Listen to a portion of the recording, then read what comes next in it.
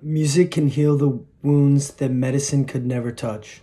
Hello, my name is Jack Honeycutt, and today I'm going to be giving you a persuasive speech on mental health and music therapy.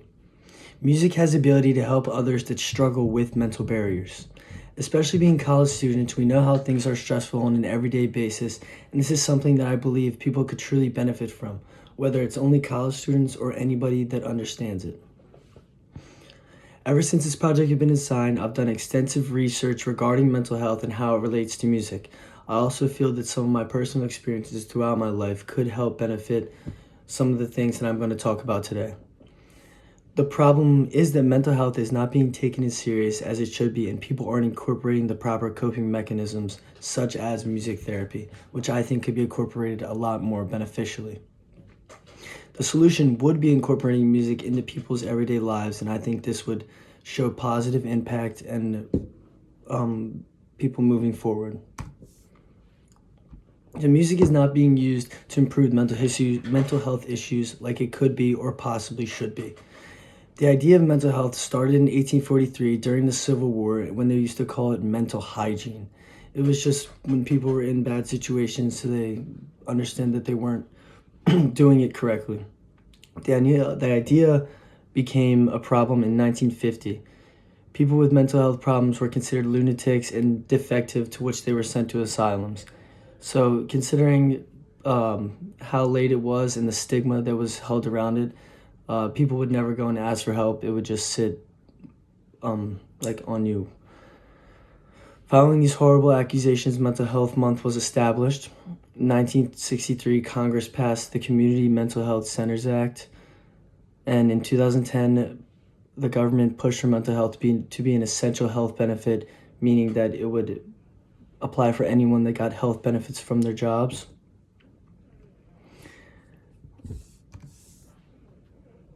The main reason that the problem is so severe is because we don't understand how important the topic is. Some reasons that people's mental health could be disrupted could be from basically anything. So first, it could be genetics. It could run in your family.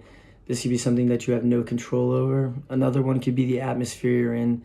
This could be if you're in a stressful atmosphere or in a stressful place. This can cause your mental health and anxiety to rise. Another thing could be trauma. This could either come from as a child, which would stick for you for a long time, or as an adult. Any sort of trauma can really affect you in the long run. Another thing would be unhealthy habits. This could be whether you take drugs and alcohol, any sort of unhealthy coping mechanisms that you use for this type. It could also stem from natural life things. So things such as loneliness, a breakup, you lose a family member, anything like that, or even the stress of poverty and not having the similar resources like other people do. So the effects are fairly noticeable. Depression would be the most common one. This could continue with you starting problems with your family, and then making any sort of relationship development fairly harder on yourself, and you're not going to want to come out and basically create relationships. This means you're going to want to isolate yourself more from the world. This means a lack of motivation. You're not going to want to see your friends, family, work. You're not going to want to get out of bed. Just any of those basic type things. And then also, like I said, you could start using things like drugs and alcohol.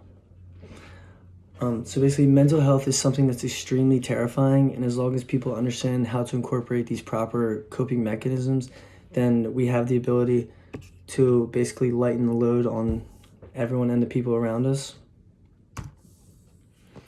So one solution I think everyone, especially college students, would benefit from, that would be the incorporation of music therapy.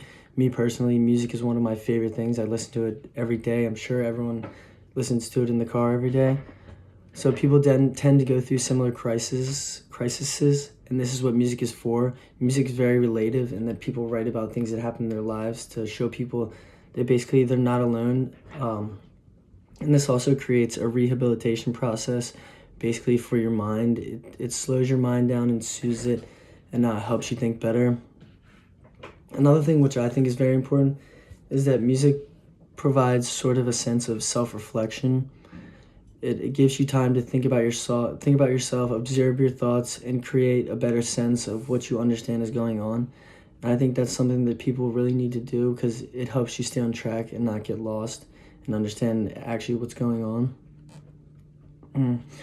Another thing is that music has the ability to regulate someone's emotions. So if you're emotionally disrupted at the moment, calming music or soothing music could settle you down, basically anything like that. And certain genres of music have the ability to lower stress on people. Have the ability to lower stress for people. It's been proven. So obviously things like not like rock music or metal or anything like that. This would be more like jazz or anything that's soothing for people to calm them down. And music is very flexible, and that's what a lot of people going through stuff will realize is that there's so many different genres and so many different types of things that can help people that are struggling with these mental disruptions and issues. And I just think that's really important.